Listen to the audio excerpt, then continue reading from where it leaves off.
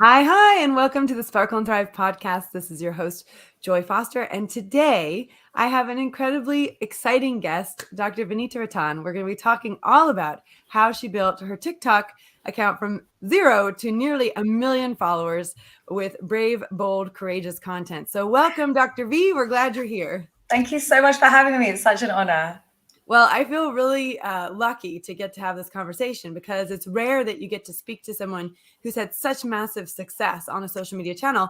But it turns out you're really good buddies with one of our tech fixies. Yeah, Shrita's one of my best friends, so I'm honored to be here. She's with me today, helping me. I'm so excited. Well, Shrita just interviewed me on my podcast last week, and we had a great conversation about International Women's Day.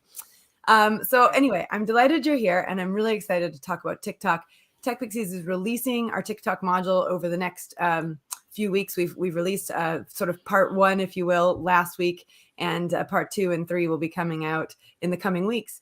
So I'm really excited to get some real world conversation going with someone who's built an account from nothing. So tell our listeners and our viewers a little bit about your journey with TikTok. When did you start your account? Why did you start your account? And what was one of the things that really made it work in the early days? Okay, so it's a bit embarrassing, actually, to be honest. I mean, so I'm 40. I'm turning 40 this year. I was not born of the social media era where, Facebook came out after I got married. So to go back and have to almost have a growth mindset and go back and go, I'm going to figure this thing out, was very daunting. But a few things that I picked up. Number one, I wasn't sure if it was a professional platform for doctors to be on. I didn't know if it was a place for us to be. But then when I noticed other doctors talking about skincare on TikTok and doing very well, I realized actually this is a great place to be to talk about it. So that was number one for me. Number two was I then tried to start myself and I just epically failed. I released like 3 or 4 videos that were just, I thought they were really good and they got, 3 views or something. And so I was like, then I gave up for a year. Then I noticed my niece was doing very well on there, actually, and she was 19 at the time. And so I went to her and I, asked her for her help. And I literally employed her to come one day a week to film content with me. I didn't even know how the app worked. It was such an alien thing, how you film it. When you do a reaction, how do you do that? When you do a green screen, how do you do that? How do you utilize that tool? What button do you push? So, literally the ABC of TikTok, my niece came and taught me. So I do encourage you to talk to your children or your nieces or younger people in the family, younger cousins. They are going to have so much information that we don't know actually at our age. So that's the first thing I do is I listen to them. The second thing I then started to do was to just look at my genre. So I type in skincare, for example, in TikTok or Skin Talk, we call it, and you'll see the trending videos. So you'll see what's doing really well, and you almost have to analyze it as if you're analyzing an essay. So that's how I approach it. I'm not creative, I'm very strategic. So I would look and think, okay, I write out the script of the top 5 TikToks, for example, in Skin Talk. I'd write it word for word and I look at the first 2 words because that's the hook. The first 2 words, if those 2 words are not good, no one's going to watch the rest of the content. It doesn't matter how great the video is. And while those 2 words are happening, what are they seeing and what are they hearing? So I'd almost write a chart out of words that are on the page, words they're hearing, and then what they're seeing. And I would write that out for the entire 15-second TikTok. That is now a fantastic template for me to then replicate for whatever I want to talk about. I might want to talk about retinol. I might want to talk about acne, whatever skin topic I want to discuss. I now have a great formula for me to literally follow because that has worked. And then you go a little bit deeper. Then you look at what camera angles are they using? Which parts of the body are they showing? Where is the natural light? What about this video do you like? So get really analytical about successful videos, and then you start to implement it into your own. And then the third step, which is probably the most painful step, is after you've done all of that and you think you've done a really good job, you need to go back with fresh eyes and really analyze those first 2 words where you really hooked. Be honest with yourself, because if the numbers aren't doing well, that's everything. That's telling you've messed up somewhere. You need to go back and do it again and again and again until you get it right. And for me, the fourth step, which is probably the most painful. It sounds like a very painful process, all of this, but the most painful for me is actually getting my husband to go and look, because when a man who's very honest and really doesn't watch TikTok comes and gives you feedback, he's always spot on as to why maybe my competitor's doing better than I am.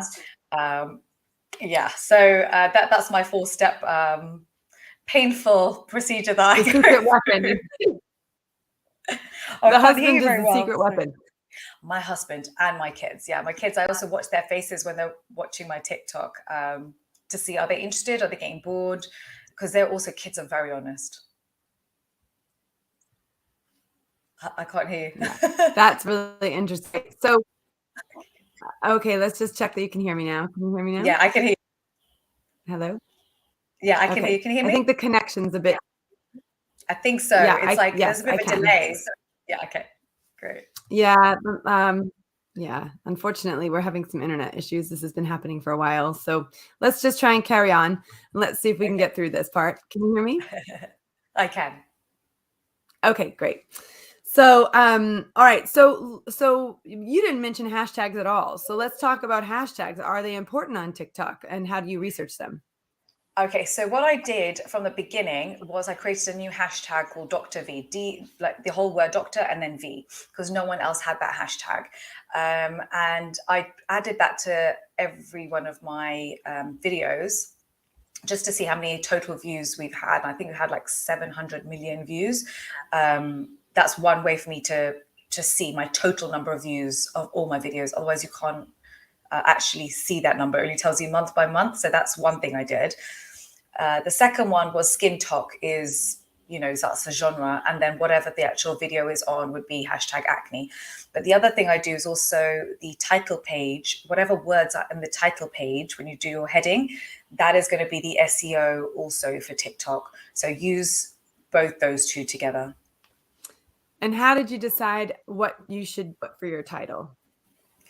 It would be, what are people likely to be searching for? So for me, say it's acne dark mocks, so you just literally type in what you think you would type in if you were looking for that video.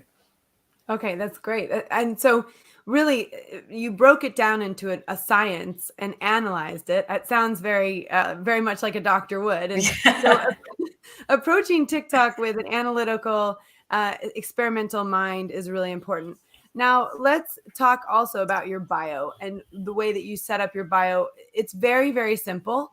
You don't have a ton of copy. It just says doctor and cosmetic formulator for skin of color.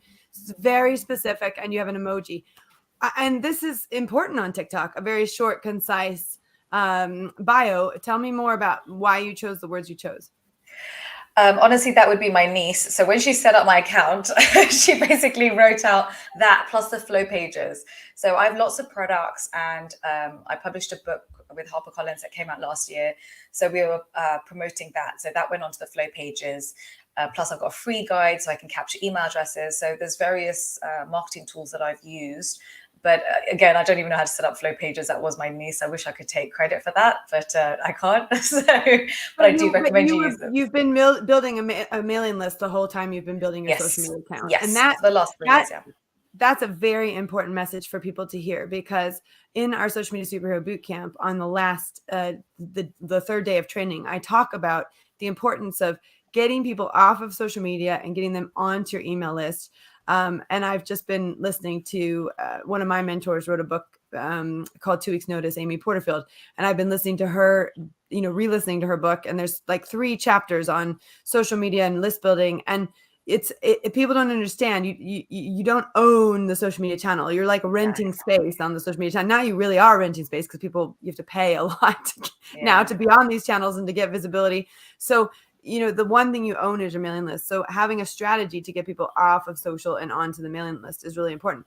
How are you doing that? Are you doing a call to action in your videos? At what point in your videos are you doing that? Or how are people getting to that flow page or that lead magnet? when I first started and I had no products and I had no book, every single YouTube video would say, download my free e-guide from my website, skincarebydrv.com. So that was every single video. I think right now, for example, on YouTube, we're on 90 million views. And I think the first 30 million views were me saying that. So we do capture quite a lot of emails that way.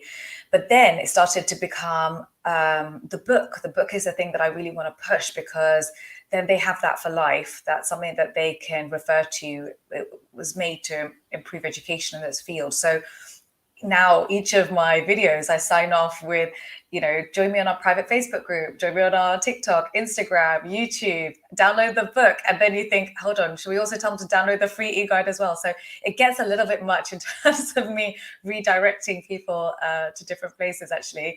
But it's a good point. I probably should go back to download your free e-guide. And now that you mention it, I think I'm going to stick that back on to the end of my YouTube videos, actually. So you do that on your YouTube videos, but you don't do that on your TikTok videos. So no, not on TikTok. So how are you using TikTok as a way of generating an audience? Okay, so TikTok's a little bit different to YouTube in that, say, for example, you did have acne, right? What are you going to do? You're going to type that into Google. You're not going to type that into TikTok. You're going to type into Google, and at the top of Google is going to be the YouTube videos. And the ones with the most views are the ones they're going to come on the top. You're going to watch that. You're going to then build a connection, a human connection with that person after 15 minutes of watching them. If you like their content, you're going to trust them, and then you're going to do whatever advice they give you. That's not what happens on TikTok. On TikTok, you don't know what's going to hit and land on your For You page. That is so true. Yeah, it could literally be absolutely anything. And so you almost need to think of it as a passerby who may or may not have the condition you have, who may or may not care about what you're talking about. So it's a completely different mindset. You're not going to capture an email address after 10 seconds of a TikTok. It's just not going to happen. You have to think of it like a funnel. This is a fantastic way to get to millions of people, just to raise awareness of what you're doing, show the value you can add, give some truth bombs. I call them truth bombs. Every video should be loaded with truth bombs, which is like aha moments, which make people go, gosh, this person knows what they're talking about. They've opened my eyes to something I didn't know. They've saved me money, or they've saved my skin. They've saved me in some way. Let me follow. That's going to be the next step in the process. Once they follow, they're likely to then watch 20 of your TikTok videos before they go and maybe look at your Instagram, or maybe go and look you up on YouTube. When they do that, they look at your Instagram for maybe another month or so, and they start to like you, they build more of a connection with you, then they may go and buy a product of yours, or they might go and download your free e-guide, or go and watch you on YouTube. So it's a funnel. You're not going to go from TikTok to email address that fast. It won't happen. I love it's that. Unrealistic. So it's playing the long game, to be honest, with TikTok compared to YouTube. Actually, YouTube is, even though it's a higher barrier to entry, it's much harder to make those videos. You're going to get much higher conversion. So we have 77% conversion rate of product sales come from YouTube. So if you have a product to sell, go to YouTube. If you are just trying to gain awareness, get to the millions of people, grow your following, then go to TikTok. So tell me about your book. When did you start your TikTok account, and did your TikTok account help to raise awareness for the sale of your book? Do you think that there was a connection there? I think now there's started to become more of a connection. I started, I think, about a year and a half ago, TikTok, maybe 2 years. It was during the pandemic at some point when I got to see my niece again. So I think it was 2021. Yeah, so 2 years ago. And at the beginning, I don't think it massively helped my book. I know other authors it really has, but my book is very niche. I think people who, for example, did psychology did very well. Sociology doctors did very well on there. But skincare is so niche. You're not going to see one TikTok and go and buy a book. Yeah. So it was more about getting them into the funnel. And then once you watch 1 or 2 YouTube videos, you're likely to go and buy the book at that point. Okay, so let's talk. You already talked about something which I teach as well on the bootcamp, which is social media stacking, right? Social media network stacking. So in terms of stacking, you have YouTube, Instagram, and TikTok. Which one did you start with? Which one did you add secondly? And which one did you add last? So first, I should do it the wrong way around, so don't copy me. I started off with YouTube first. Oh no, Instagram first, and then YouTube, then TikTok. Um, and I actually didn't think I was qualified to do any of it, to be honest. I thought, I just thought I was older. I thought I wasn't pretty enough to be on social media. I remember my someone who worked for me, Noreen, who still is like my right-hand person. She's like, Doc, what are you talking about? Don't be ridiculous. She would force me in the clinic. She got this DSLR camera and started filming me. And if I didn't have that push, there's no way I would have done my first Instagram post. So you always need someone in your corner to like tell you to stop being so ridiculous and just get on there. Well, yes, it's true. You do. And I think one of the things that we do at Tech Pixies is help women overcome their fears. Yeah. And you've just addressed some of them. I'm too old. I'm not pretty enough. A lot of people say, what do people want to hear from me? Those are common questions. Yeah. So now, when you're talking about your content, are you repurposing the same content across the networks, or do you have very different tactics for each of the networks? So what I find is, because I release content on every platform every day, it's a lot. And so I tend to literally upload the same. I create a type of short or TikTok which can work on all three platforms. So I make sure I get the hook in there fast. I make sure I'm giving enough truth bombs, enough information for it to do well on each and look aesthetically pleasing, so that I'm tackling the things that do well on each platform with my buy this, not that. So, for example, I love your buy this, not that, by the way. That was when I was researching you, I was watching that. And in fact, it was really funny. I watched the one on lip balm because my son's been having some dry lips. And it was so funny because then I was in the store because I'd watched your video on not this, not that. And so I saw the Vaseline you recommended, hands down, is the best. So then, of course, I bought it. So, there you go. I do love those. So explain that style to people. Right. So that style, it didn't just happen. I went through lots of different iterations of how to do this. And also looked at my competitors. I shouldn't really call them competitors. They're more like people in the same field as me that we collaborate with. But, it's good to see what they're doing, to see what's working and what's not working. So I looked to see what was working. I literally write out the script. I tweak one word every other video. Even look at the colors they were using. Everything, you really analyze every single thing, the font they're using as well.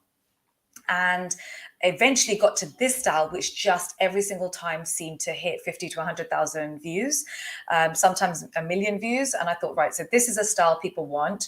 And that was it. And then I literally, it's like a template.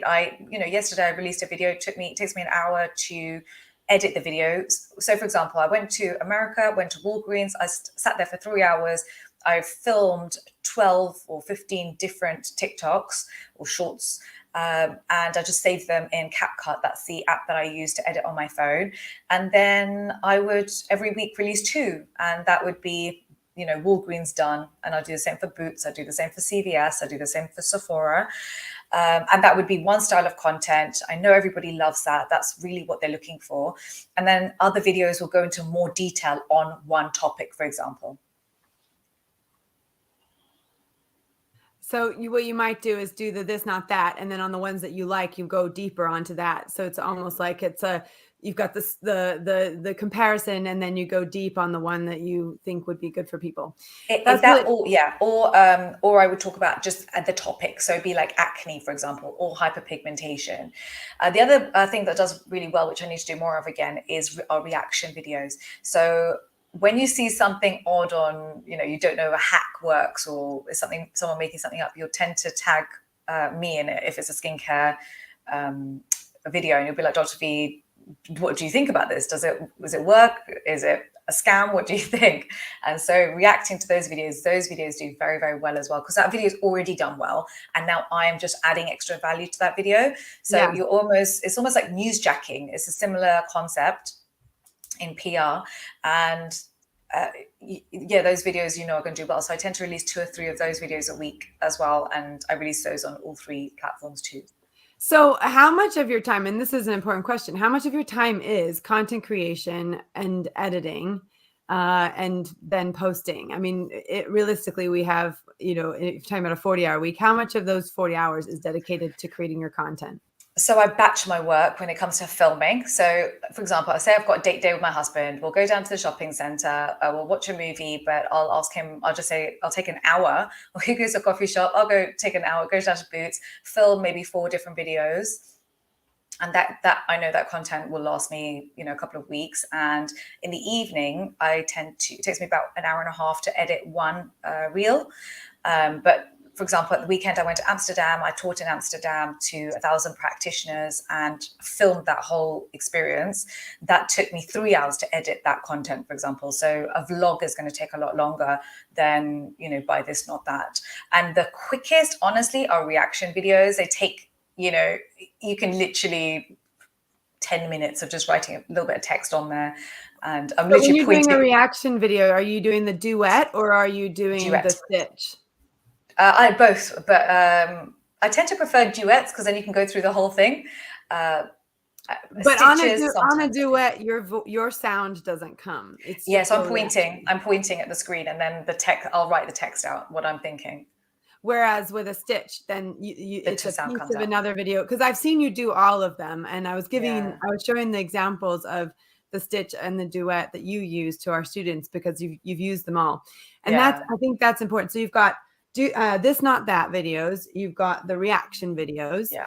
And in both, you're taking one that's already doing well, and then you're adding to it, really. And when you're saying you were watching other people do this, not that, and then when you were crafting yours, you were just making small tweaks to the script. So really getting the script off of these videos and working with the videos or working with the script is really important. And so, how do you remember the script? Are you reading it or do you memorize it? How do you do that part? Which bit, for the reaction or the Buy This, Not That? No, when you create your own, when you're creating your own video and are you reading the script? Do you know the script by heart? Are you using a teleprompter?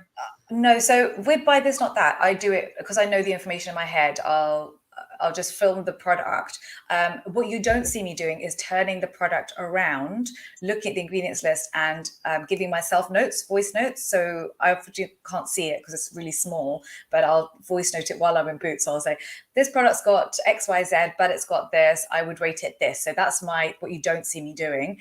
But then you voice that over later. Exactly. Then I put that as text and voiceover on the front of the packaging. So it's really easy. And you're using CapCut to do all of your videos. CapCut is the best. Absolutely. I know it is. Well, we were just talking about that, and actually, one of the cool things that CapCut does is it gives you extra space and memory if you share CapCut. So, of course, I'm going to share ours, techpixies.com for CapCut. That's a way for us to get more storage. We've already got a full gig, I think, now. So if you want to use ours, you get more storage and we get more storage. So anyone who's watching Tech Pixies for the first time or doesn't know about CapCut, go grab that. It's really interesting because one of the things that we do is introduce software to people who might not know about it. And, it's funny because CapCut was actually introduced to me by my kids who are, 11 and 13. So amazing. And it's owned by the same company that owns TikTok. Yes, that's brilliant. That's exactly what I love about it. You get that TikTok feel. It's designed to work. And I definitely prefer creating my videos there because then I don't have the watermarks on each of the channels. Yeah. Okay, so I just have a couple other questions for you if you have some more time for us. Of course. So the regularity of your posting on TikTok, what would you say? How regular are you? What's your frequency? I would wish I was doing it every day. I think most days I get it out, but maybe worst case every other day. Okay, every other day. And because I was explaining that in our TikTok module that unlike the other channels where you can sort of dial back to once a week, it's a channel you've got to sort of be on and do. But what you're saying is that batching really helps you with that. And do you pre-schedule your content or do you just schedule it directly onto the network? No, it's all in CapCut. So then I would just pick, which video do I fancy editing today? And so right now I've got about 50 videos just sitting in my CapCut, ready to be edited, and I'll just pick whatever I feel like, editing and upload that. So. And when you film a video, do you do a long video and then do lots of splicing and cutting, or do you lots of short videos and then combine them? With the Buy This Not That? Or with any of your videos? So with the Buy This Not That, I would do lots of small videos, so one per product. And so I'd show the front, hold it there for about 3 seconds, flip it over, talk about it. That would be one video. And then that day, I would group those videos into different files on CapCut, and I would label it. So this would be like Dior review, or this would be, the Inky List review. And now I know what that video is. I can just go in, it's already lined up for me, very easy. I just need to spend 1 hour editing it and upload. Okay. Well, so it just depends on the content that you're creating, how you do a longer video or a short video. Yeah. And I mean, when we talk about engagement and growth, those come purely from the kind of content you've been able to generate and improve over time, or are there any other strategies that you've used to grow an engaged following?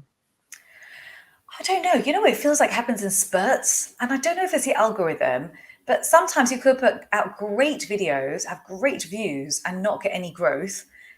And other times you put out videos that are doing okay, but the growth is going insane. So I don't even think it's that linear how the growth is working. I don't know whether you might have a piece of content that might really resonate with a huge number of people, and people really want to learn more, and that's why they follow. Or it could also be someone else has tagged you on theirs. So I get a lot of TikTokers who will repost my content. I don't even know it's happening, and suddenly we're getting more followers. So that also happens. But I also look to see, a lot of people tag me in people who need help, and because I sell product, I would give a lot of product for free to anyone who, so for example, has eczema or has hyperpigmentation. They will then take that product and make a video on it. And these guys already have huge followings. And so you're getting more views that way. And so there's a lot of collaboration as well that can happen on TikTok. And we know you're on 3 channels that you use quite often: YouTube and Instagram and TikTok. So you're saying every other day, more or less, on TikTok. What about your YouTube and Instagram channels? Same. Okay. And actually daily, probably on Instagram stories as well. Okay. And I've got 2 channels on Instagram. So I've got Skincare by Dr. V and Dr. Benita Rattan. So, okay. Yeah. So you're twice as hard. Going back to the question of how much time is taking you to do this, but you are repurposing some of that content. It's not it's not all uniquely different on the no, not at all. Would you release the same video on both networks on the same day, or would you pace them out so they're different content on the same day? There's just no time. It would just have to all go out same day, same time, move on, because just the amount of content that I'm making. If I did that, I would forget about that video completely. So even to the point that I know it's smarter for me to wait until the evening, for example, to upload my video, but I've edited it by 11 a.m. I know I'm going to be editing another video later, and I'll probably upload that, and I would have forgotten about my 11 a.m. video. So I literally, the second I've edited it, I upload it, and I'm moving on to the next project, because I will forget otherwise. I also, for example, 2 weeks ago, I launched our hair range specifically for Afro hair. It was a massive event. We had 20 people come down. We had 12 hairstylists. We hired the entire hair salon. There's all that content that I still haven't even uploaded. And this was 10 days ago. Since then, I've been to Amsterdam and I've released so much other content. Now I've got to go back and go, there's all that content I still have to release. So it's almost like there is always too much content, and I haven't got time to wait. And that, I'm sure, is the next question in our listeners' minds, our viewers' minds. What's your day job? So you obviously, content creation is a big part of what you do, because that is leading to sales of your products. Is that the main focus? Yes. Yeah. So basically, during the pandemic, so I had a chain of skincare clinics. During the pandemic, I had to close the clinics. We were paying, for rent and rates, and staff, so we weren't getting any furlough money. So we were hemorrhaging money, and we weren't sure how long this was going to go on for. So we had to make a really tough decision at that point, mid-pandemic, was, do we close the clinics? Do I try and become big on social media? Do we try and pivot and start a brand new business that's scalable in product that we can then sell globally on the back of social media marketing? There was a lot of ifs, and it was a really scary time, to be honest. And I've got 2 children who are, still very young and very dependent and very expensive. So it was a difficult time. It was a difficult decision, but it really lit the fire in me to ensure I was successful on social media. There was no room for failure. Actually, I want to go back to something you said, because you were making decisions, and it wasn't like, do I want to try launching a skincare brand? It was like, do I want to launch a global social media account with a global skincare brand? Like, you came into this with a real intention, and it's really interesting because that intention matters so much. And I watched the Shania Twain documentary over the weekend, and I talked about it on our Mindset Monday. And there's this scene in the Shania Twain documentary where she's spent 10 years with one manager, and they've done really well together. She's sort of done everything she can in country music, but it's time to move beyond country music and do something else. And she knows at this point, she knows who she is. She knows what she wants. She wants to be a global pop singer. She wants to move into pop. She wants to be global, and she wants to, basically make it on the international stage. Yeah. And she knows exactly what she wants. So she goes to this new manager, and he's asking her what her goals are. And she lays these 3 goals out, crystal clear. This is what I want. And it was to be big. And that's, bigger than you could possibly imagine. And she then ended up becoming, the greatest pop artist of all time for her generation. And, I think it's incredible, her story, because it took her a while to figure out who she was, took her a while to figure out what she wanted. She spent 10 years in country music before she then really leaned into this international global career. But what you just said was so clear. It was like, I'm going to give this up, but I'm going for broke. I'm going for the big, there's no backup plan. Yeah. Or no backup plan. And in America, they had a thing called Oregon or bust. As people were going out to Oregon, they would put on the back of their wagons, Oregon or bust, so I'm just going to go for it. And there is no room for failure. And you just stayed focused on it. That intention is exceptional. And I think that's the reason. I think we've just identified that's the reason this thing has gone where it's gone, because you had such a clear vision once you made that decision. Now, it was scary to make that decision. You said that. Yeah. It's terrifying. The more fear, though, the more successful you're going to be, I feel. If it's a need over a should, you will always succeed, because there is, death is the other option. If you can't make money, what are you going to do? So it feels like a life or death situation. And when you're in that kind of life or death situation, you're going to work every single hour you can to make something successsul, rather than, I might dabble in this, and I might try a bit of this, and I feel a bit deflated that this thing didn't work. If something doesn't work, you go back and you redo it 10 times, 12 times, 20 times, and you keep improving it until you get there. So it's that also focus and work ethic that has to be there. If it's not going to be there, there's just no point doing social media, because it's such a difficult arena, especially if you've not been born and brought up in it. It's not in our DNA. We have to come in almost like an alien into a new field, new set of rules. We don't write, at school we were taught how to write essays. This is their version of writing essays. And they've been doing it since for the last 20 years. We're just like playing catch up at this point in our stage of life. Well, that was a really powerful point. And, one of the things for our Tech Pixie listeners who are going, oh my gosh, I'm not going to do that. Here's the deal. Whatever your intention is your intention. Dr. V is building a global brand that she can sell one day, probably for millions and millions and millions of pounds. That's her vision, right? That's her vision. That's her dream. L'Oreal, the gal, you've probably read the book, believe it, by Jamie Kern Lima. But, you know, Jamie Kern Lima, she built a business. She sold for $1 billion to L'Oreal. She became the first female CEO of L'Oreal, right? She built a big, big business. That's what Dr. V wants to do. That's what Jamie Kern Lima wanted to do, right? So if you're listening to this and you're like, that's not on my vision board, I don't want to be a global superstar on social media, that's okay too. You know, and you can use social media to build a very successful business, even if it's not $1 billion business, right? Or, you know, like you don't have those aspirations. What we're saying here is if you're wanting to build $1 billion business, that's the methodology you use, the one that you've gone for. And that's, you know, and everyone has a different intention with why they're using social media. I just absolutely love what you're doing. Because I also love really ambitious women. And I one of the things that came out in the Shania Twain documentary was there were stages to her development. She didn't go from an 8-year-old singing in a bar to being a global superstar overnight. It was a 40-year process. And she went through different managers and different levels of awareness and different levels of growth to get there.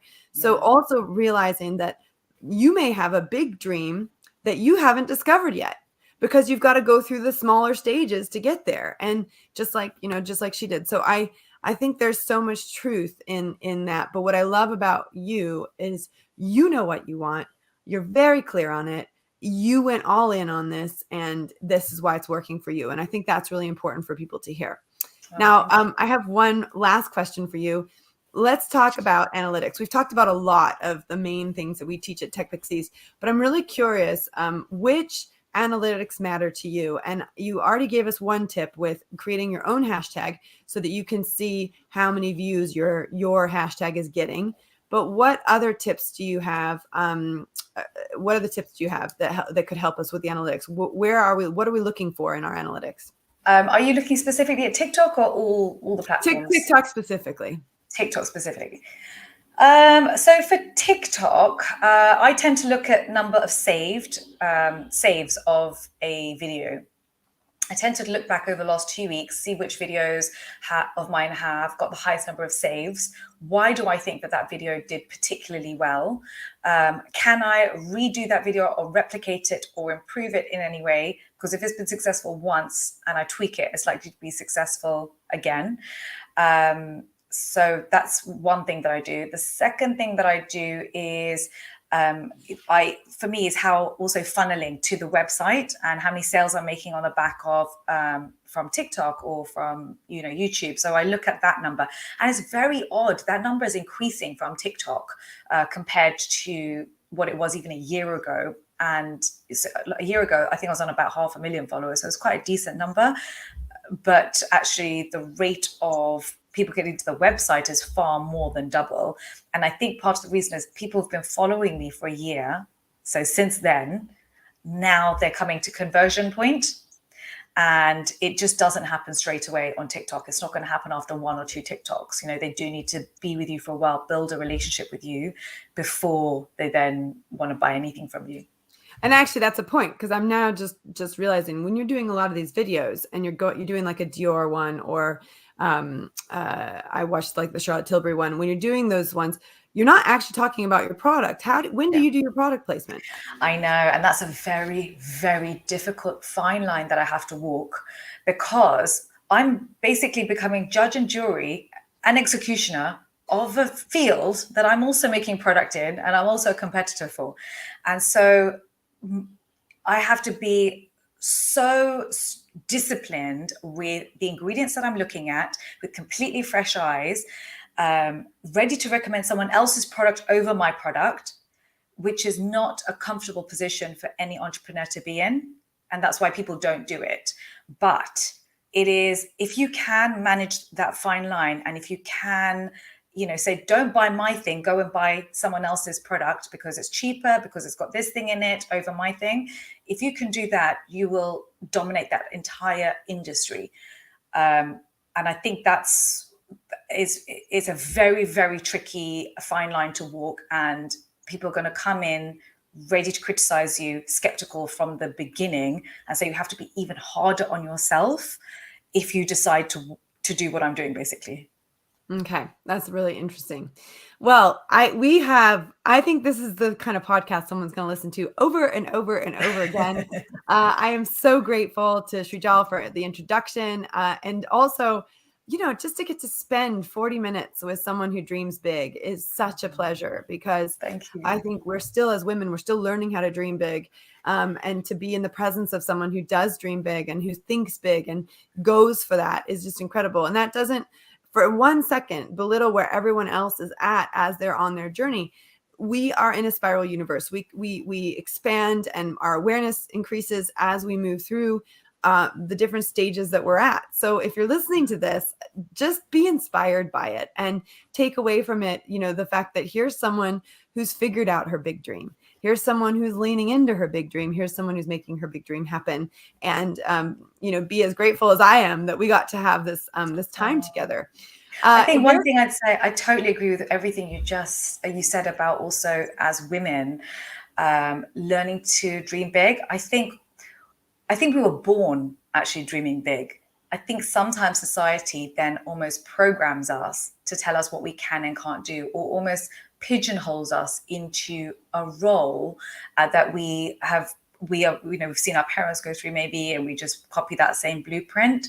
So I think one reason I'm very, very fortunate is because the people around me, from my father to my husband to my kids, my mom, everybody is really believes that, men and women can both smash it in whatever they want to do well at, and, reach the stars regardless of your gender. So me and my husband are both co-parents at home. So I went to Amsterdam this weekend to teach, and he was a single dad looking after the kids. And we do that for each other. So when you're in almost like a co-parenting, both cleaning the house, you're both. Oh, darn it. We've just lost your sound.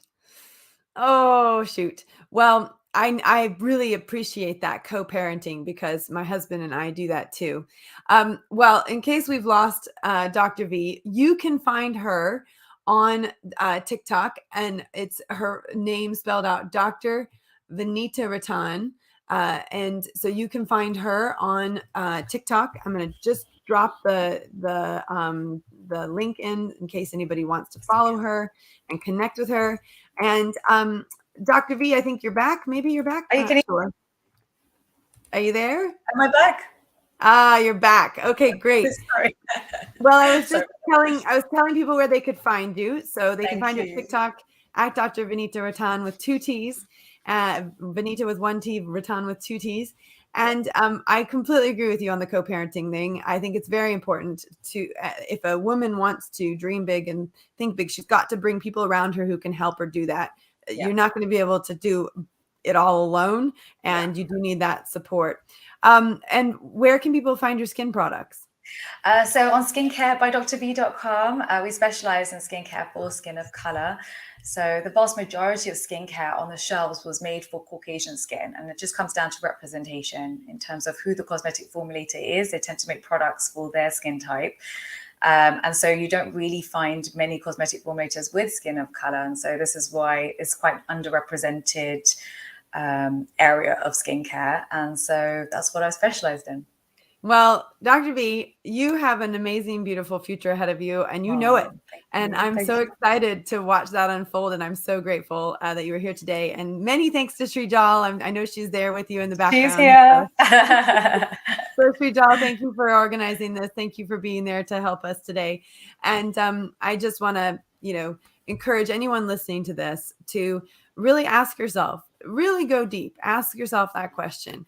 Am I dreaming big enough? And if I could take off the limitations, what would I want to do with my life? Because you've just got the perfect example of someone who's done that. And I'm pretty sure she doesn't regret it. No. All right. I tell my daughter as well, dream so big, it terrifies you. If it's not scaring you, you're not dreaming big enough. Oh, I love that. I love that. I'm just going to close on that. That's the last thing we need to hear today. Thank you so much. Have a wonderful rest of your day. And I appreciate My pleasure.